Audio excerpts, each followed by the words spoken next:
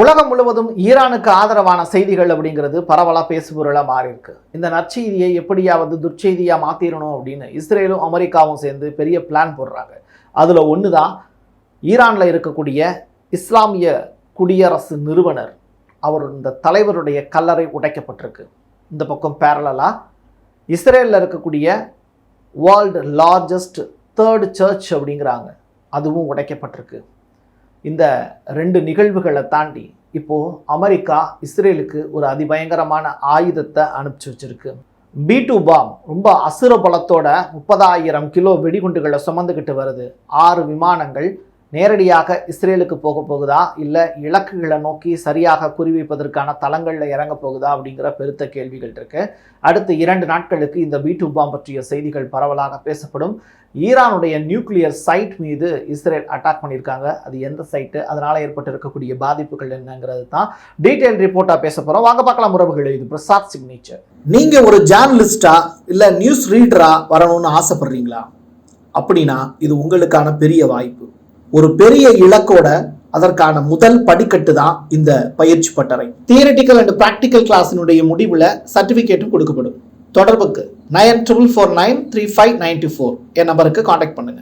நீங்க நம்ம சேனலுக்கு விளம்பரம் கொடுக்க விருப்பப்பட்டீங்கன்னா 94493594 இந்த நம்பருக்கு காண்டாக்ட் பண்ணுங்க.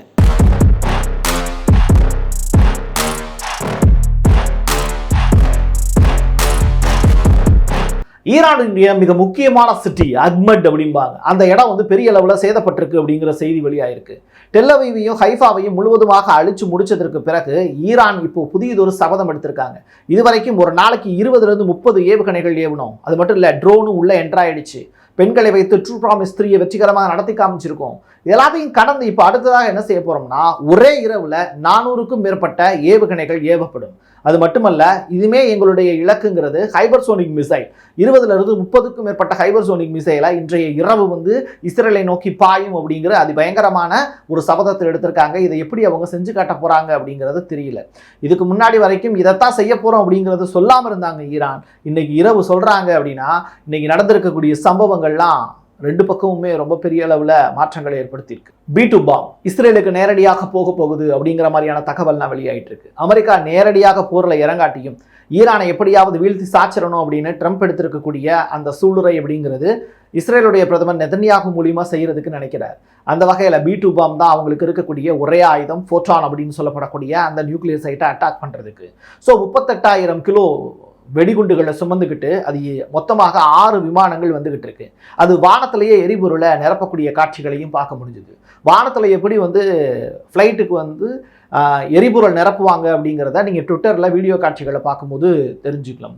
கப்ளிங் அடிப்படையில் அந்த விஷயத்தை செய்வாங்க.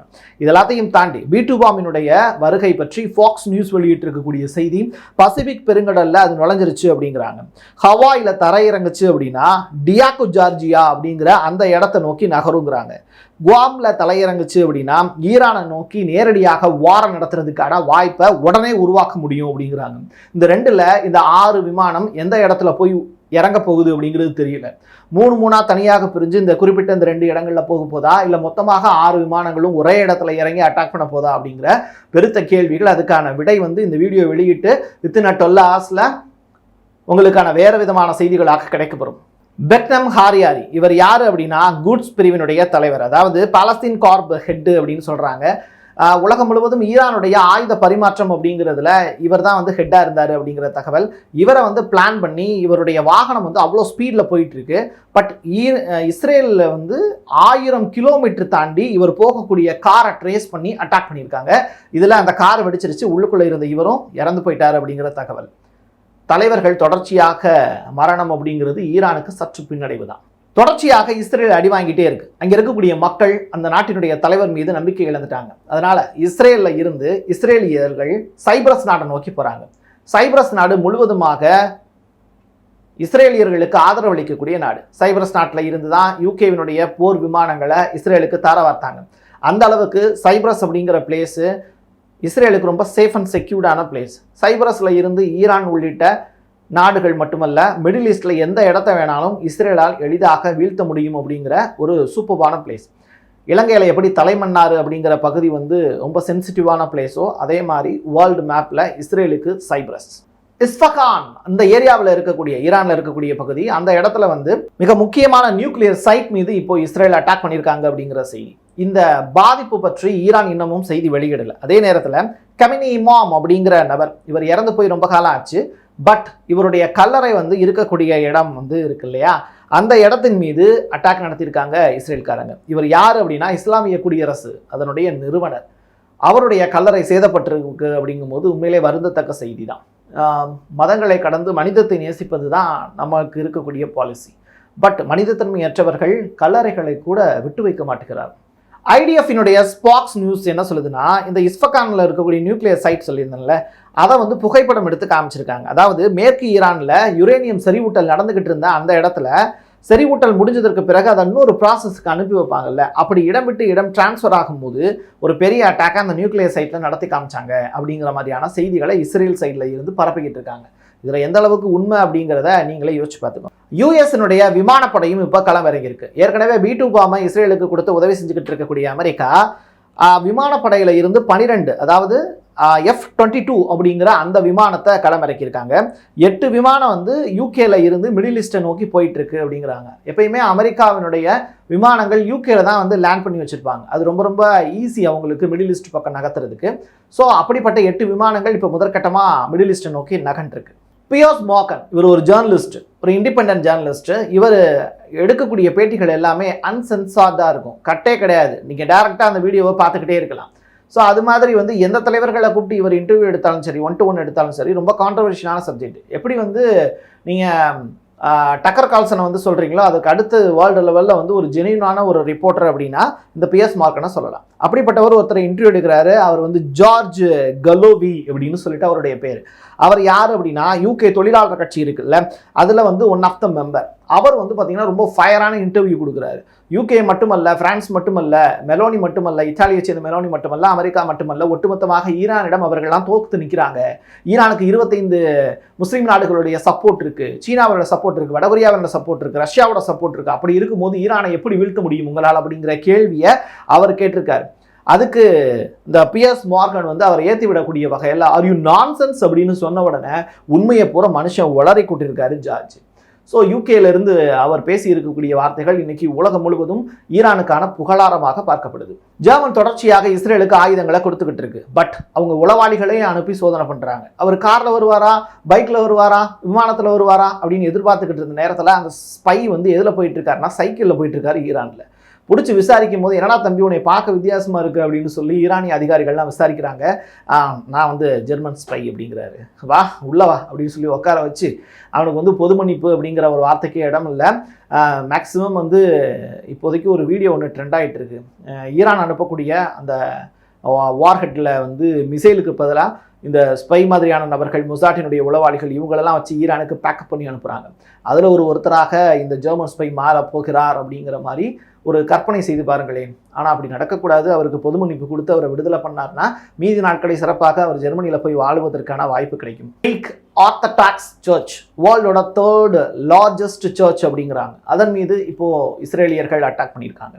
நீங்கள் இங்கே இருக்கக்கூடிய தமிழர்கள் நம்ம யோசிக்கிறோம், தமிழர்கள் மட்டுமல்ல இந்தியா முழுவதும் இருக்கக்கூடிய கிறிஸ்டின்ஸு, ஆசி, இவங்கெல்லாம் வந்து என்ன நினைக்கிறாங்கன்னா இஸ்ரேல்காரங்கள்லாம் வந்து கிறிஸ்டின்ஸ் அப்படின்னு நினைக்கிறாங்க. அது உண்மை இல்லை. இஸ்ரேல் வந்து யூதர்கள் சொல்லிட்டு தனியாக அவங்களுக்குன்னு ஒரு மதம் இருக்குது. அவர்கள் தான் வந்து இயேசு கிறிஸ்துவனுடைய மரணத்துக்கு காரணமாக இருந்தவர்கள் தான் யூதர்கள். அவங்களுக்கும் கிறிஸ்டியானிட்டிக்கும் சம்மந்தம் கிடையாது. பட் இங்கே இருக்கிறவங்க யூதர்களுக்கு ஆதரவாக பேசுவாங்க. இது ஒரு வித்தியாசமான ஒரு நடைமுறை.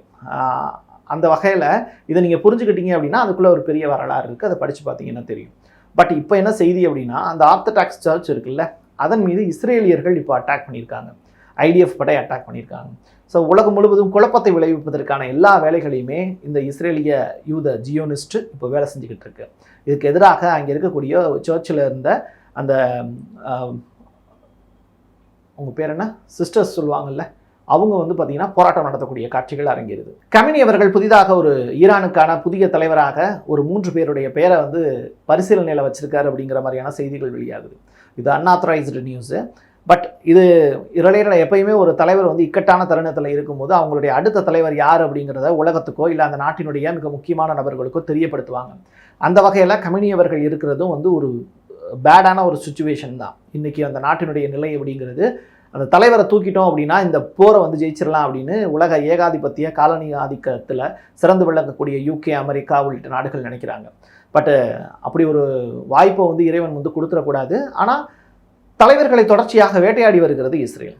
அப்படி ஒரு சம்பவம் நடந்துருச்சு அப்படின்னா 3 பேருடைய பெயர்களை வந்து ஈரானுடைய மிக முக்கியமான தலைவர்களுக்கு அவர் அனுப்பிச்சிருக்கார் அப்படிங்கிற செய்தி வெளியாக இருக்குது.